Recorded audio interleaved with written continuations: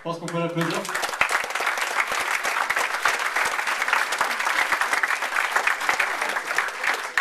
Bonsoir, je ne vais pas prendre la parole longtemps. Je m'appelle Alexis, je travaille chez Google en relations développeurs. Qui est déjà venu chez Google ici à Paris? Quelques-uns. Ça aurait pu laisser la place à d'autres. Bon, je suis désolé, je n'ai pas de Google Glass pour vous.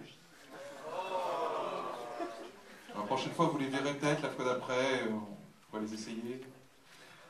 Non, en fait, en France, elles sont interdites aujourd'hui. Qui aimerait les essayer? Qui les a déjà essayées? Il y en a qui ont essayé? Ah ouais, j'ai déjà essayé. Ah, c'est super. Non, c'est vraiment intéressant. Très intéressant.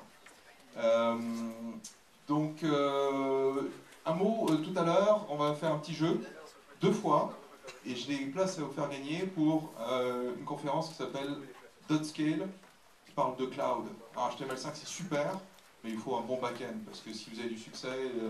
Donc c'est la conférence où il faut aller choisir sa bonne techno. Et donc voilà la conférence en question, c'est une journée entière, c'est le 7 juin, c'est pas très loin d'ici, dans un très beau théâtre. Et j'ai 2 places à vous faire gagner. Voilà, c'est tout le temps que je prendrai, donc je repasse la main. Merci. Bonsoir à tous. Merci à l'équipe. Je ne sais pas si vous avez vu la salle quand même, mais on est super bien lotis aujourd'hui. Globalement, je crois que c'est l'une des plus belles salles qu'on a eu à disposition pour organiser ce meet-up. Donc merci encore à Google. Je pense que finalement, c'est bien de rester en bon contact avec son ancien employeur, parce que ça aide justement à obtenir ce genre d'opportunités. Donc du coup, je vais vous parler très rapidement et introduire les différents intervenants. Ça donne ça. Je pense que vous avez déjà lu le programme, donc je vais démarrer et je vais vous présenter le 3e opus de l'art de bricoler. Ensuite, on aura Jérémy Sellier qui nous parlera de l'utilisation d'HTML5 au service de la préservation et la promotion de la culture en ligne, notamment au Google Cultural Institute, qui a été monté à Paris maintenant il y a quelques temps. Et puis donc, on aura Sébastien Donker qui nous parlera des animations et plus particulièrement de la manière, des méthodes utilisées pour les fluidifier en JavaScript. Et puis on terminera par Jean-Baptiste Grasset et son équipe de l'agence Ultranoir qui viendront nous présenter des coulisses de leur agence et comment finalement ils arrivent à mettre en place des vrais projets HTML5 concrets, tangibles dans leur agence et avec des vrais clients. C'est important aussi. Hop. Je vais démarrer tout de suite. Alors, vous m'excuserez, mais je vais changer de micro parce que j'aime pas du tout ce genre de micro. Je préfère avoir les mains libres. Donc, vous avez le droit de tweeter pendant ce temps.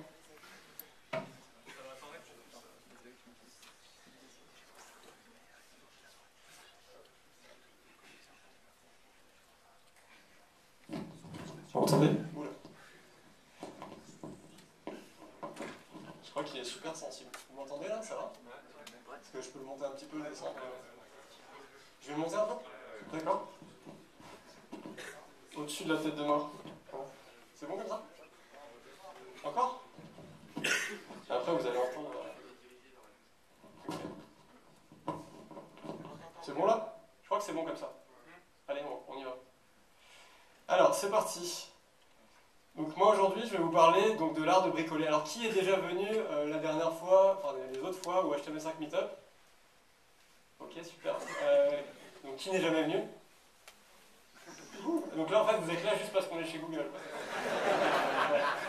Bravo, bravo. En fait il faut savoir que on fait régulièrement en fait j'interviens au tout début un peu en fil rouge sur les différents meet-up qu'on organise autour d'HTML5. Et en fait, petit à petit, au départ, je présentais uniquement des travaux faits par d'autres. Et en fait, je me suis rendu compte que finalement, j'avais le beau rôle. Je présentais à chaque fois des choses faites par d'autres gens, par d'autres développeurs. Et puis du coup, j'avais envie de montrer ce que j'étais capable de faire, ce que j'étais capable de bricoler. Alors, j'aimerais démarrer avec un petit sondage dans la salle. Qui est bricoleur dans la salle? Voilà, donc ils connaissent déjà ce sondage. Qui bricole du dev, qui bricole du code dans la salle? Ok. Qui bricole du design dans la salle? Ok. Il y en a beaucoup plus que d'habitude. Je pense que c'est l'effet Ultranoir et l'effet Google aussi. Ils aiment bien briller.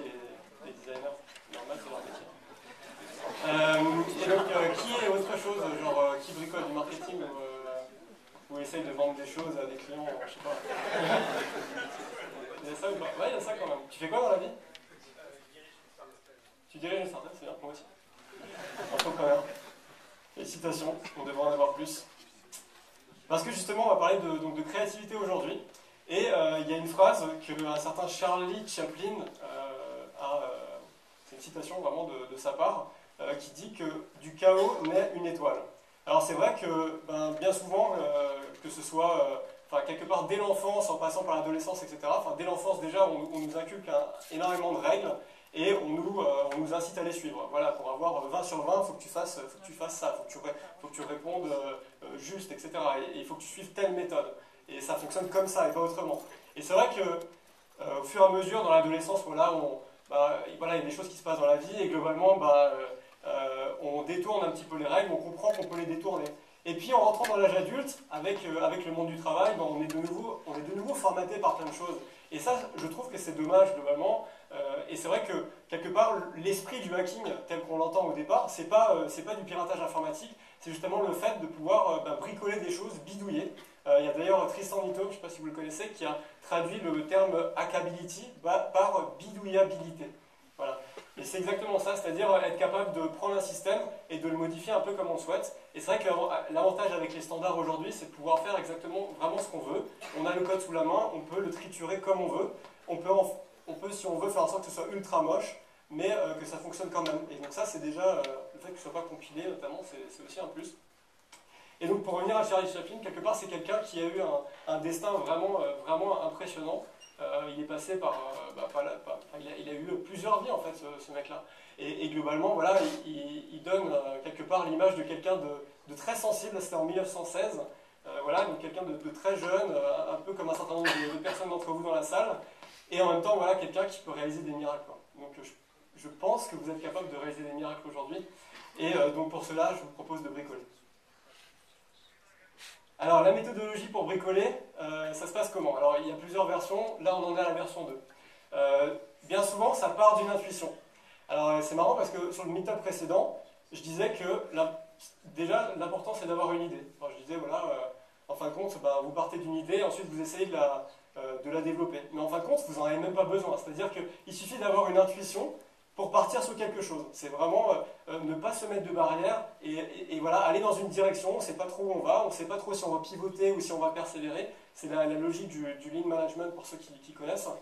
Et globalement, voilà, avec agilité, on va petit à petit trouver des solutions, on va tester des choses qui fonctionnent moins.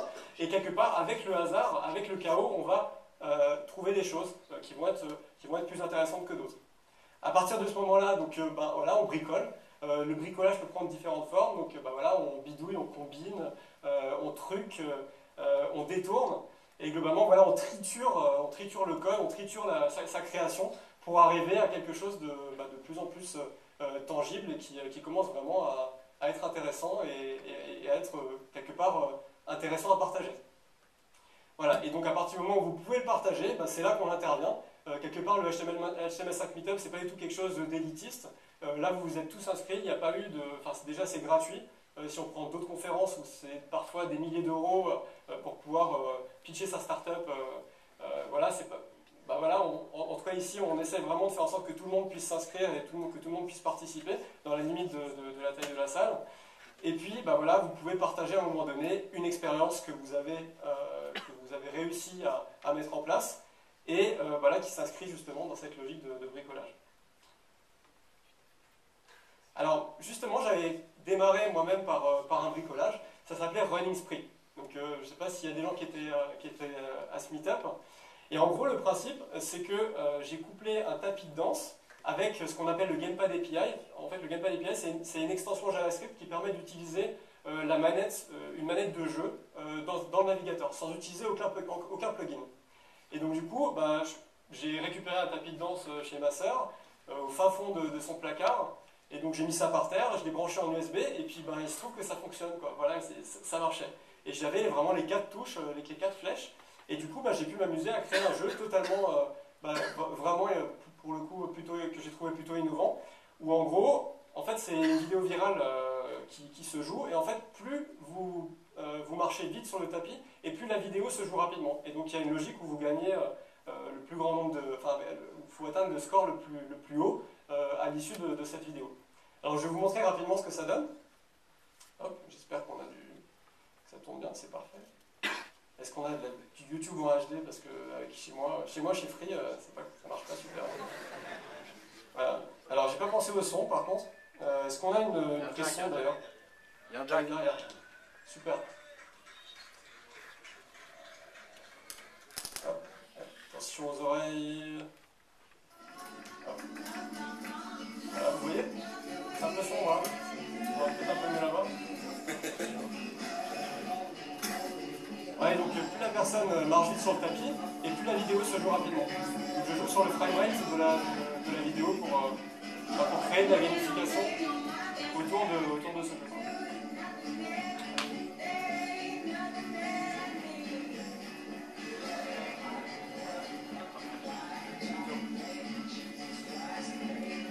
En fait, je me suis rendu compte que par ce biais, j'ai créé une machine de torture, réellement. C'est-à-dire qu'il y a notamment, on était sur le stand de Google à une conférence qui s'appelle Devox, on a présenté le concept, et je sais que Alexis a vraiment dépensé beaucoup de sueur sur ce tapis. J'ai la vidéo d'ailleurs. Voilà, donc c'était... Allez, plus 50 secondes, tu vas tenir. Il y a une bonne ambiance ce soir-là. Voilà, donc première expérimentation. Vous pouvez retrouver les slides aussi qui seront partageables, que je partagerai à la fin de la conférence. Et donc à la fin de cette présentation, il y a quelqu'un qui s'appelle Jean-Marie, je ne sais pas s'il est dans la salle, Jean-Marie. Il est là-bas, Jean-Marie, est-ce que tu peux me rejoindre? Ouh, est-ce qu'on peut l'applaudir?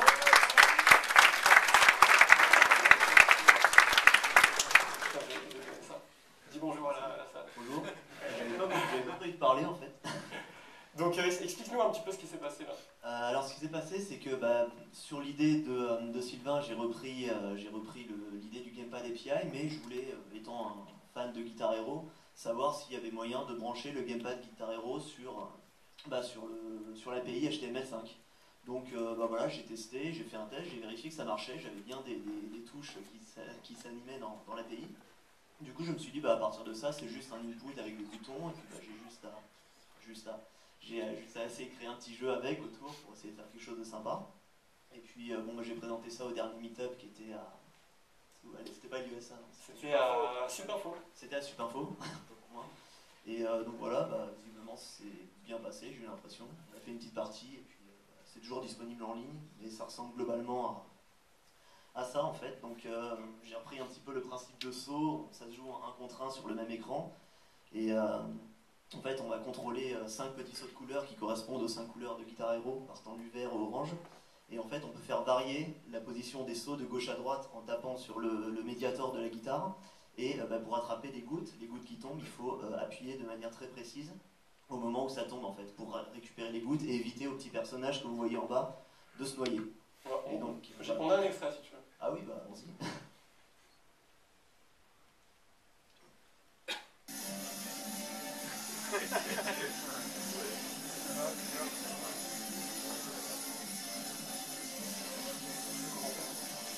Alors donc là on a Florian sur la droite qui joue contre Axel.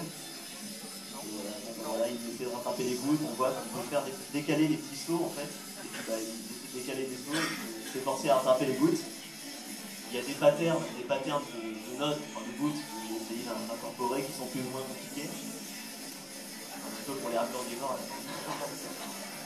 Voilà, et donc petit à petit le niveau d'eau monte plus ou moins assez vite, et puis après c'est game over. Qui c'est qui a gagné? Je crois que c'est Florian qui va parler juste après. Et voilà, donc ça s'est bien passé. Je remercie Sylvain de m'avoir boosté à faire ce genre de choses, parce qu'au début j'étais un petit peu ouais, j'ai mon boulot, j'ai des choses à faire, j'ai des projets freelance, et au final le fait de me booster un petit peu à faire ça, mine de rien, ça oblige à se remettre en question et puis à se booster un petit peu, à se sortir du cadre du travail, et pour ça c'est vraiment sympa et je vous le conseille. Si vous avez une petite idée, ne serait-ce qu'après l'expérimentation de Florian qui va passer juste derrière, je vous conseille vraiment de le faire parce que c'est une expérience enrichissante. Voilà.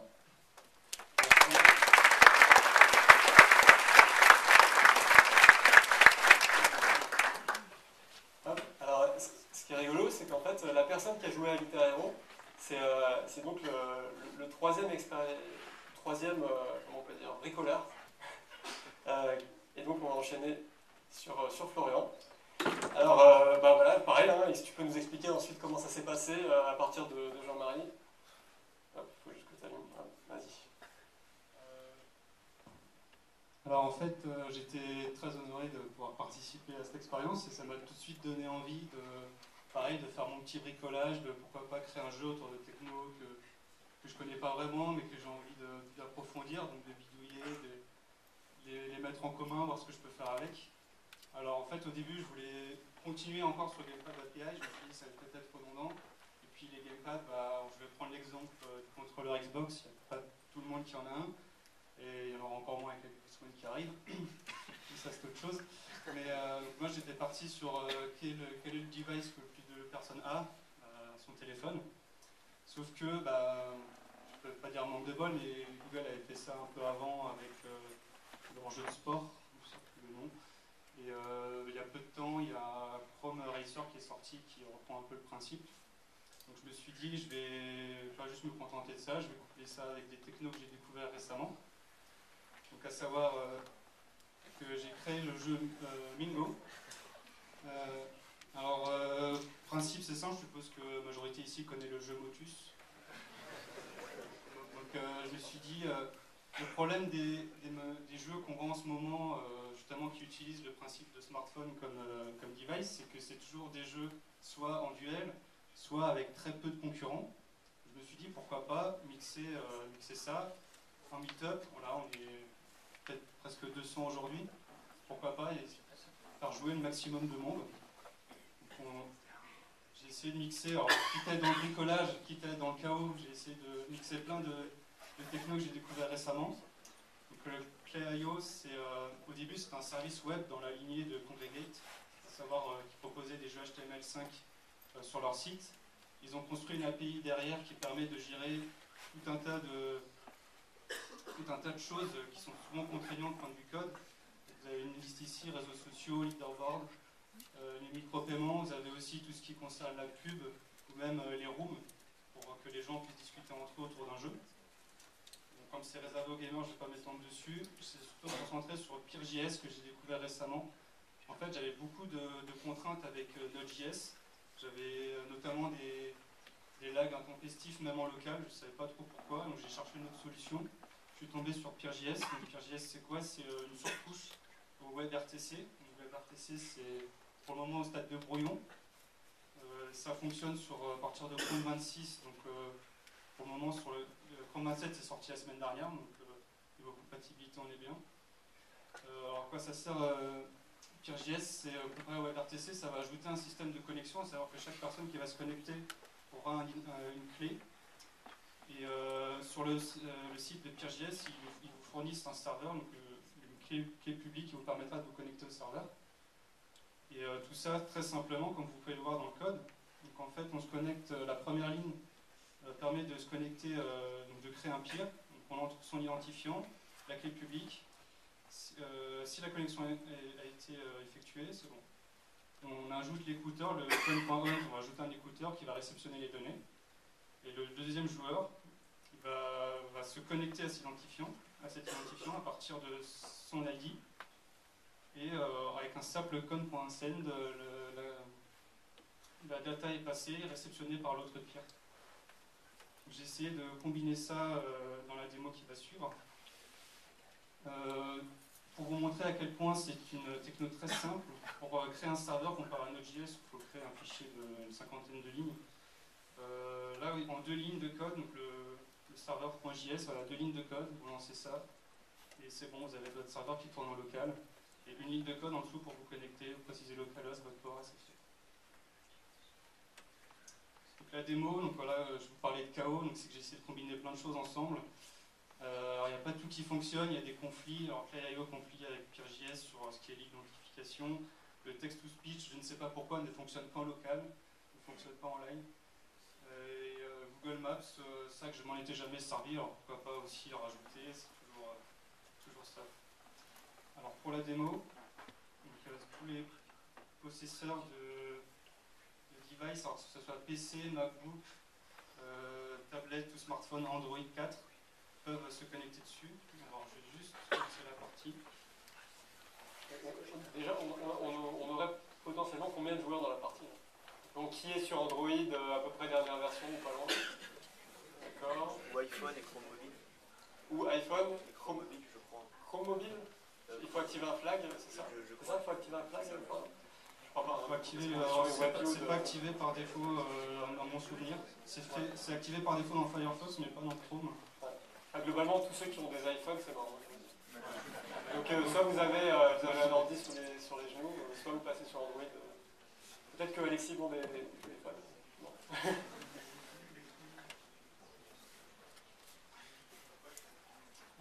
Alors WebRTC c'est en dessous de WebGL. Ici. Voilà, donc il faut taper quoi déjà?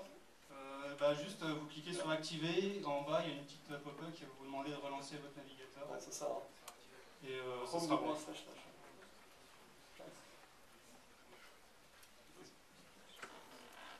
Okay. C'est disponible à partir de Firefox 22, mais 22 c'est la version bêta.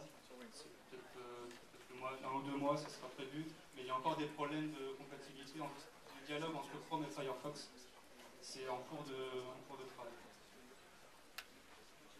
Du coup, comment ça se passe? Qui a réussi à se connecter déjà ou à activer ça? Alors il faut aller sur chrome // Allez sur cette URL là. Voilà, c'est vraiment l'URL qui est large parce que là vous voyez tous. Et donc il faut activer. Ça doit être un peu avant la 20e ligne.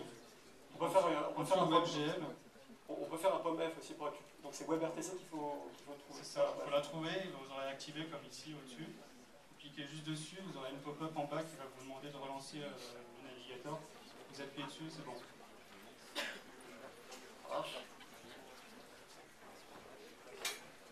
Qui a réussi à le faire? Fais un zoom sur la page. Ouais, on va faire un zoom. Comment on fait un zoom? Comme ça. Hop. Donc, ça c'est l'URL. Donc ça, même les binoculaires peuvent. Ceux qui ont des Google classiques. WebRTC. Donc il faut chercher WebRTC, WebRTC dans la page et activer la case à cocher, c'est ça.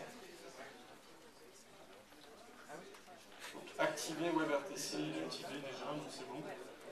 Cool.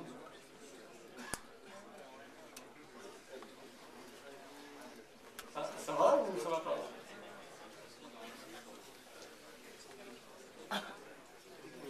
Ceux qui ont des iPhones sont terribles.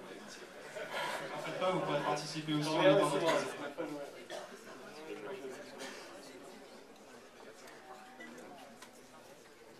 Bon, est-ce qu'on a 2-3 minutes encore? Il y a un peu plus de monde là-dessus, enfin, qui a réussi à faire ça? Enfin, qui a réussi? Il y en a qui n'y arrivent pas en fait. Qui n'y arrive pas? Oui, sur MacBook, PC, et, tablette, smartphone, Android 4. Ouais, il vous faut prendre 26 minimum, donc sur iPhone c'est mort. Là, on est sur les Sachant que voilà, Chrome 27 est sorti la semaine dernière, donc si vous avez votre navigateur à jour, c'est bon. Sur Mac, je crois qu'il est activé par défaut. Sur Mac, il est activé par défaut, je crois. C'est bon, là. Non, c'est sur MacBook, il est